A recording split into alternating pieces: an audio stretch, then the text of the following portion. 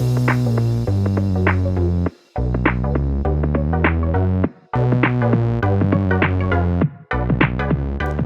welcome everybody to another episode of Chris and Dave's Reality TV Cast. I'm one of your hosts, Chris, and my co-host and very good friend is Dave. Hey there, Chris, and hello to our listeners out there. Welcome to Chris and Dave's Reality TV Cast. We are covering Married at First Sight Australia, Season 10, Episode 28. Now, Chris, where would you like to start today? Well, Dave, I'd just like to say we're getting a break, my friend, till Sunday. And God, it feels so good. I love speaking to you. As I said yesterday, we're fastly approaching to 100 episodes in under something like nearly 3 months, but the break will do us good, my friend. We'll be ready for the final commitment ceremony on Sunday. So anyway, Dave, well, let's start with Harrison and Bronte and the whole breakup, the faux relationship. You know, for some reason, again, Harrison's had enough. She's not committed to him. I must admit, Dave, I was like, boo-hoo, Bronte. I don't care. I'm done. I think you summarised it all yesterday, and I think a lot of people have been feeling like that about, like, it's the same thing over and over, isn't it? It's so breaking down the fourth wall to the, basically just fucking putting your 2 fingers up to the audience. Everyone's just like, so I think that was, honestly, it was such a good call yesterday. However, Dave, we have some tea which still goes in what I think that Bronte is worse than Harrison. So what's happened, Dave? Well, I think there was some of this released before, but I think it's so widespread now, we can't not talk about it. But she is on audio recording where she said how she's going to milk. You know, they've found out, I don't think they knew it was Harrison as such, but, you know, someone was dating someone on the outside who was 21, and Bronte's like, oh my God, that's 9 years younger than me. Oh wait, no, it's 8. I can't do maths. So she was like, I'm going to milk this and everything. And then she's exchanging all these messages. So she's basically caught red-handed, really, in just exchanging messages, saying she's going to play up to the cameras. Everything's going to be an act. And it all just comes into focus, doesn't it? Because that is exactly what we've seen. And with what we see here with Bronte and Harrison, I do think they are in cahoots, but it's almost as if they're doing some improv on stage and they don't quite know what the other one is going to do.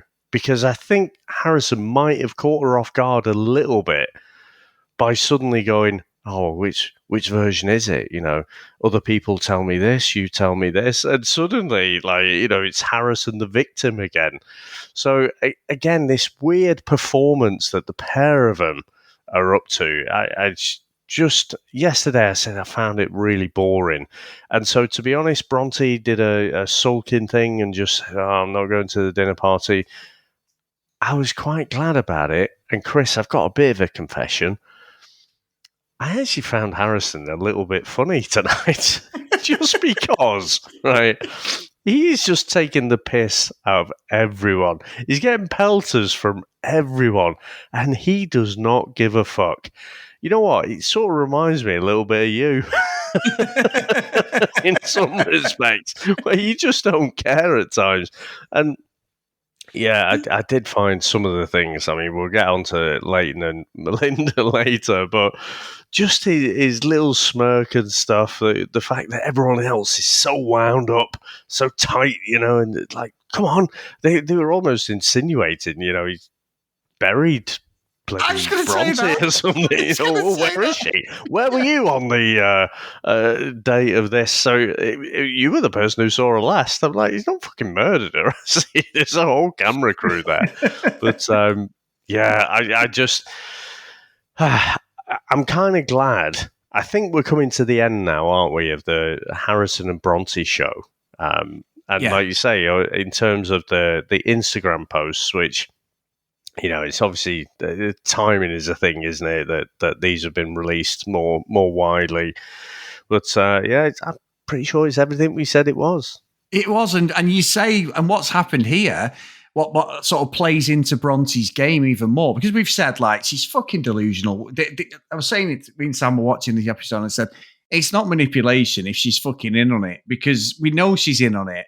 She's accepted so much shit that no other person in the right mind would put up with this? Yes, she had a wobble, but the next day it was like she'd just been a memory had been erased. Dave, Men in Black had come in and just zapped her. Went, yeah, you will like Harrison tomorrow, and everyone. Linda was like, I can't believe it. She ended up speaking up like this is, and she just passed it off, didn't she? As we both discussed a couple of episodes ago, like it was nothing. It was so like derogatory towards Linda. But I tell you what, Dave. What's interesting is she actually says, I don't. Basically, she goes about saying, I don't want to win it, but I want to come like seventh or something. So she's there at the last, commitment ceremony sort of thing. And that's exactly what's happened. She's gone 7 weeks into this, going into the 8th week. And if she goes, yes, there is another 2 weeks, but it doesn't matter. Her name is solidified in fucking maths history now, what's being with Harrison. And I think I'm with you because some of this, I mean, it's most of the other couples we'll talk about, but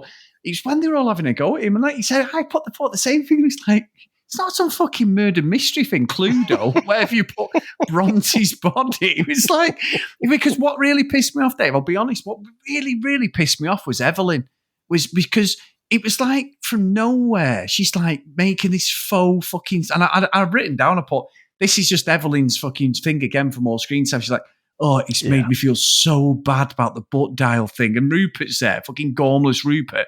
Oh, it's terrible. It's terrible. I don't like the way he's made you feel. I'm like, this is leading in. I was sort of like thinking, well, Evelyn's very good with her words. She cuts Harrison off. But what gets me, Dave, Harrison just doesn't engage anyone. He just sits there quietly, puts his head down. They're asking him, he went, I don't want to talk about it. And nobody questions it. He just goes, that's it. See ya. Fuck you. He sits there smirking, just puts his head down, and nobody, he literally puts a wall of steel up around him. He's like, I don't care what you say. And then when he said, what are you doing here? And he went, I'm having dinner with my friends. He's taking the piss. Ollie's like, is he afraid? Well, he's a man. You could tell like Rupert and Evelyn were gearing up for a fight. And again, I thought it was masterful shit stirring because he's like, oh, well, I said that in confidence to Mel when we were alone for 3 days, and that was supposed to be just for us, like implying that there's fucking more to this story that he wants to let on. And he's just like, no, as far as I'm concerned, that should be the end of it. I think that was the first moment where I'm like, oh, yeah all right, I'll give it you. This is pretty funny. Because like you said, if I felt like Evelyn and Rupert were completely genuine, I'd probably be on their side a little bit more. But they're not a genuine couple either. So I think it's just all these people calling each other out for being fake, a classic Bachelor move. And that's why I found it funny, I think. And I must admit, Dave, I did think Bronte was going to come in like what Taylor did a few episodes ago. The big entrance. She loves all the spotlight. And she didn't, to be fair. We didn't see her after she left. But yeah, the whole thing with them was just like, Rupert, mate, no. What did you think, Dave? I thought he wasn't even funny. But Ollie, thinking he was like Steve Jobs, and then he did The Rock, the famous, like the fanny pack, as they called it, a week on bum bags in the UK. But the whole thing with the turtleneck thing and the necklace. And then when he was talking later on to Cam, he was like trying to be funny. And I was like, where have you got your voice from all of a sudden? Because you bottled it every time you were supposed to say something to Harrison or speak up. I don't know. He was trying to be funny. And I was like, I don't get it. Is this like an in-joke between you and Tani? I didn't find any of what he was doing that amusing, if I'm being honest. Maybe I'm just being miserable, Dave. But I think there's a bit of that. How dare he try and crack a joke? Sit there and think about what you've done. So, we haven't seen that from him before, and he's tended to just say these dry little comments to the camera, outside of the dinner party and stuff, hasn't he? So maybe it's just taken him a while. He is one of the younger people there. Maybe he's just not really felt like he's got a voice there, but now he sort of realizes, well, all these other couples are fucking shit. Maybe he can come out of his shell a little bit more. Yeah, maybe. We're giving him a hard time, Dave. Maybe they're just so cynical watching this now. But I think out of all the people to be cynical about, I don't think them two are the ones to go. No, to be fair, they're very, very loved up, Dave. And I know we saw the experts. Some of the dialogue again. I'm fired for it. Fucking bollocks again. It was just like, oh my God, what's happened? Where's Bronte? Nobody fucking cares. I know that you've only seen him at the dinner parties and the commitment ceremonies, but by God, at least make it look real, like you really care. Because it's just, even they're in on their fucking acts. It's unbelievable. You know what annoyed me, though? It's like John was saying, oh, look, the group are really holding Harrison to account. It's like, that's your fucking job. Fucking, why don't you do that? You know, all right, they've called out other people, but again, they've not really called out Harrison and Bronte for their utter bullshit. So, yeah, I don't know what it was. When John said that, I was just like fucking wound up because, like I say, that should be their job. So yeah. I have to say, you know, it could be a match of the day job, Chris, and they could have just fucking done it without the experts. What do the experts actually offer there? Nothing.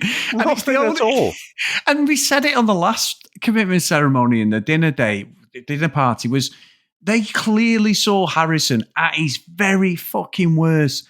And John skated round everything, didn't he? And just sort of, he asked him provocative questions, but didn't tackle him. But yet other couples, he's gone directly at source and called them out. And that's what I found so fucking ridiculous. And they were still saying it again tonight, like, oh, he's deflecting again, he's doing it again, he's manipulating. I'm like, yeah, but you won't fucking say it to him when you get him fucking on the couch or anything. I mean, I know the VT shows that there's a bit of drama, Dave, and Bronte obviously does come back. But yeah, it's just like, I think this was probably, and I'm not going to turn on this show like I do with Love Island as much, but I thought this episode was very formulaic, where you could clearly see where they were pushed in the direction of doing things. Does that make sense? There was things happening that felt very, very familiar, and like, yeah, I've seen this. I know they do that, and they hide it very well for me on maths. It's very.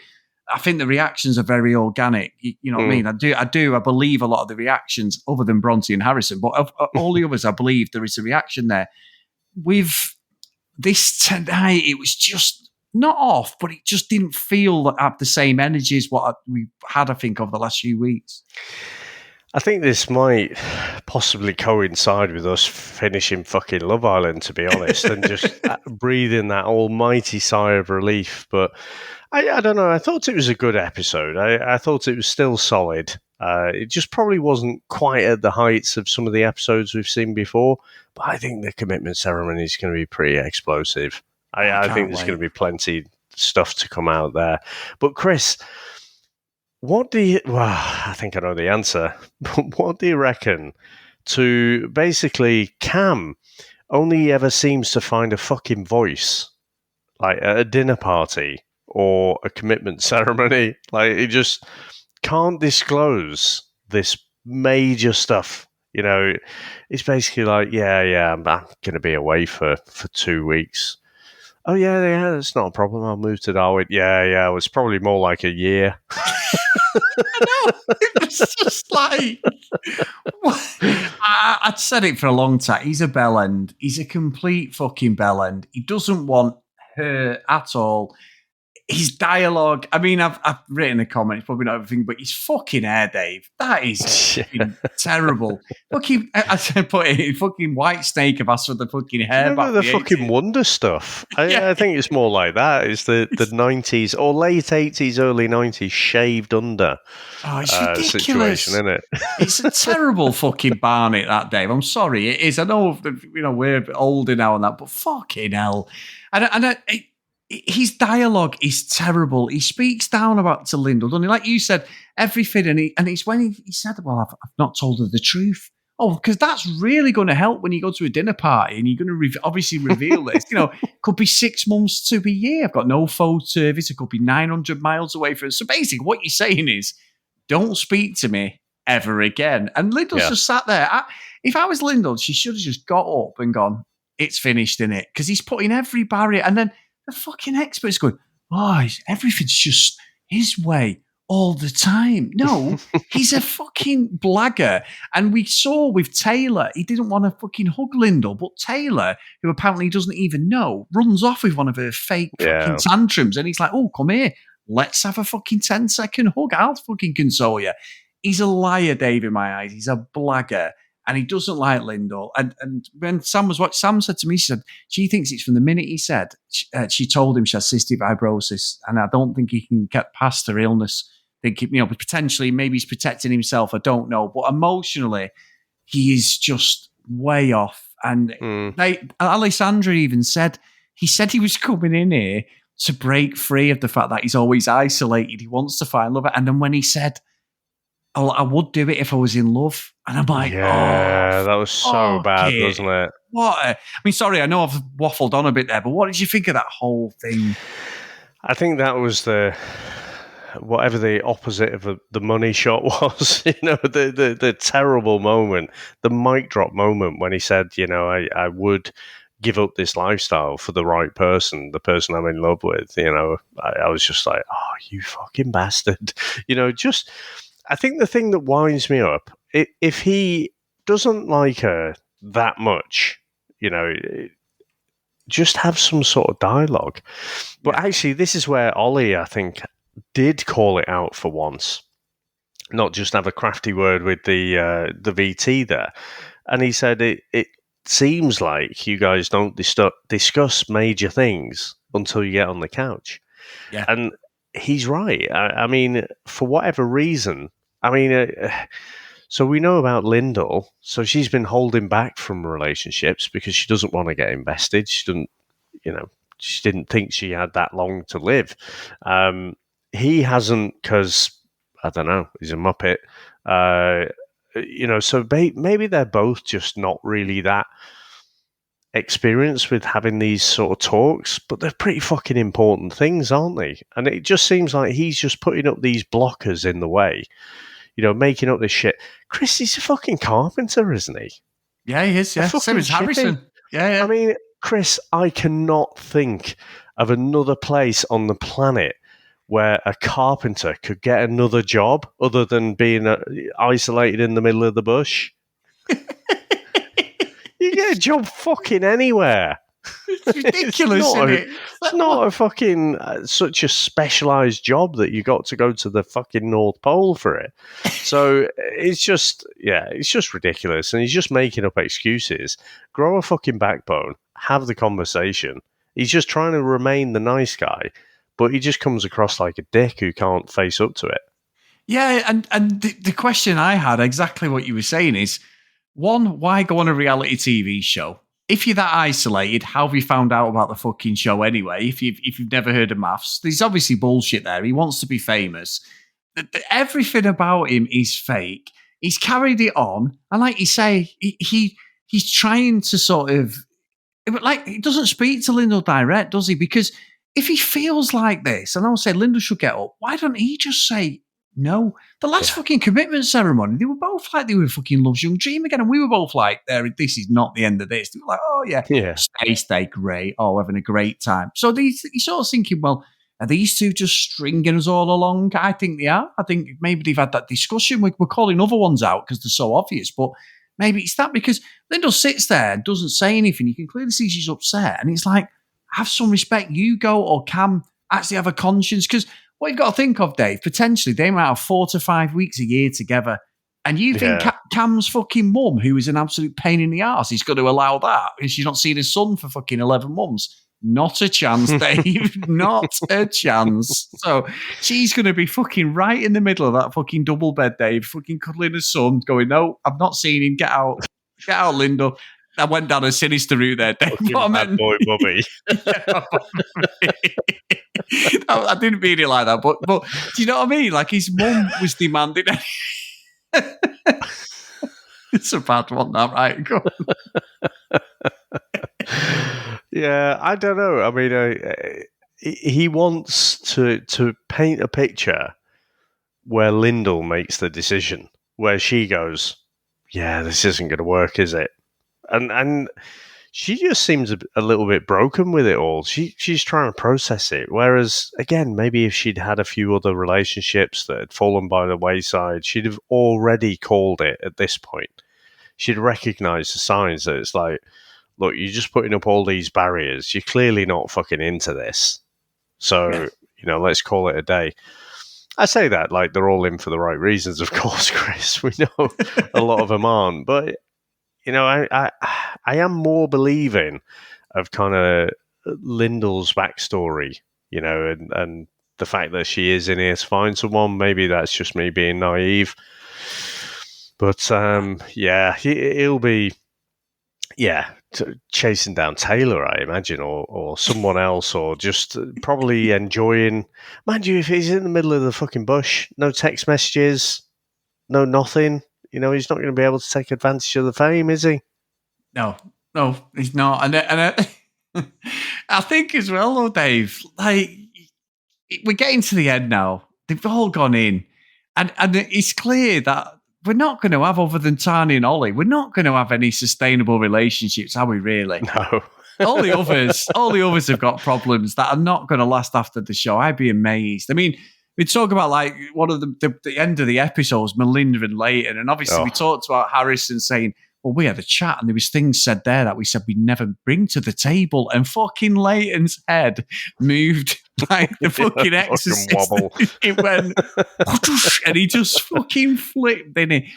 I've got to say, there's something off there. Again, I'm telling you, Melinda was laughing with Harrison. He stuck up for her. Harrison knew what he was doing. He knew that he'd pushed Leighton's button by sticking up for Melinda. She's buying into him, Dave. I'm telling you. I said there was something from the start. And like you said, I think you're right as well, that she's been out with guys like Harrison. And maybe that's why she's just basically putting all the guards up. But this last couple of days and the 3-day thing, because then John's going, these guys are not getting it. Leighton's not getting it. It wasn't a partner swap. No, because you put people in the same fucking apartment. Literally, you could have stayed in the same bed. Tiny little apartments. Yeah. But then if they're not in there for that, this is part of the experiment. I'm like, oh, fuck off. You know what I mean? It's just bollocks. I think the way Leighton reacted, though, it's like he thought it was a massive fucking sex wife swap or something. Yeah, that's what I mean, yeah. That's what He's going nuts, wasn't he? And again, I feel ashamed to say it, but when Harrison's like, oh, just throw the keys in the bowl. And fucking Leighton, like you say, he's, what? He's just winding him up. Yeah, just thought, I am here for this.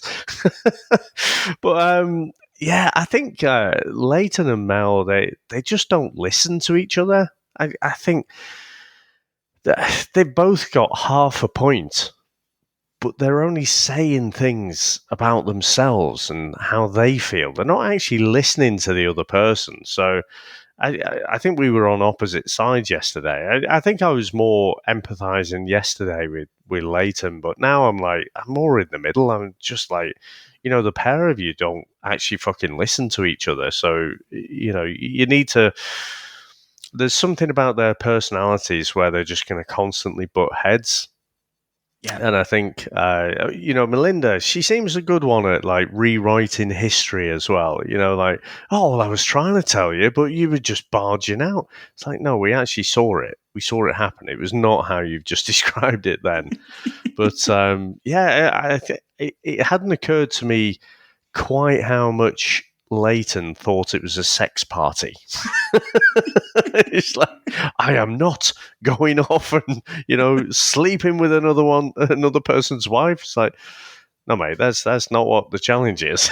No, but that's what I'm saying. The naivety of fucking John thinking that nobody's going to think that there's something going. You're not. It crossed my mind. I'm thinking you're putting Melinda and Harrison together who hate each other allegedly, and even relate what she said half an hour before you knocked on the door that she hated you, the most hated person in the world, and I'm like, this is off for me, Dave. So yeah, I think with Leighton, unfortunately, I think he had a point. He was trying to be respectful to Melinda, but he just talked himself out of any ground that he had for me. So yeah, what strange things. And then we get the video for fucking Sunday, and Evelyn's got something to say to Harry, and Harris is like, oh, Go on then. But it's supposed to be, apparently, it's shocking, Dave. I hope it's not another one of them classics where it goes nowhere. Yeah, well, I don't know. I can think of things that are pretty shocking that she might call him. But yeah, let's see. I'm not quite. I think because of the Harrison and Bronte pantomime this week, I'm not quite chomping at the bit for the next episode. I do want to watch it, of course I do. Yeah. Still very invested. But you think to previous weeks and you get to Wednesday night and you're like, oh, shit, got to wait all these days. Got to wait till Sunday. I'm wishing the whole week and the whole weekend away. I don't quite feel that with this one. We'll see. Well, this is the last one, isn't it, as well? So hopefully we do they've got to go, because that was the question to Harrison, are you going? Yeah, I'm going. And I was like, fuck off, you're going. Bronte's going to come up with some excuse to stay. If they stayed out, they've just got to kick them off. Well, there's still quite a few episodes to go, though, isn't there? They've got the last commitment ceremony. They've got, the final vows and everything, where they decide whether they're going to stay or leave. And then we've got the reunion, Chris. That'll be the best. That's usually where it all kicks off and they're all having a go at each other. So I think that's there's still plenty of mileage in this one. Definitely. If you want to email us, guys, cdrealitycast@gmail.com. If you want to follow us on social media, @cdrealitycast. Chris and Dave's Reality TV Cast over on Facebook. Come and join us. Plenty of people joining there. So thank you for your support, guys. We really appreciate some great new faces over there and loads of good chat about all the stuff we love and hate about reality TV. If you do want to support us, get over to patreon.com/cdrealitycast. So I can say, Dave, with confidence, this is the last roll call of honor for this week, my friends. So, and we're not being disrespectful to everyone, because we know you love listening to us and everything, but we like the break for a couple of days, guys, and we'll be fully charged back on Sunday. So let's do it. So anyway, big thanks to Larissa, Helen, Alex, Macy, Nicholas Schmave, Emma, Fiona, Cassie, Megan, Kate, Maggie, Kristen, Zoe, Gillian, Keith, Helen, Brianna, Chloe, Noreen, Joanna, Libby, Katie, Dee Dee, Susan, Hennessy, Tracy, Lauren, Lucky Green, and Kent Gustafson. So thank you so much, guys. Amazing stuff, and thank you for all your support again with all the shows that me and Dave are covering. That is fantastic, and I might even have a cheeky midweek drink just to celebrate just having a few days off. Sure, it's not because Liverpool are playing against Real Madrid. Anyway. I don't want to talk about that, but thank you very much for that. You see you next Tuesday. Thanks to everyone out there for listening. Thanks to all our supporters, and we'll speak to you next time. Bye.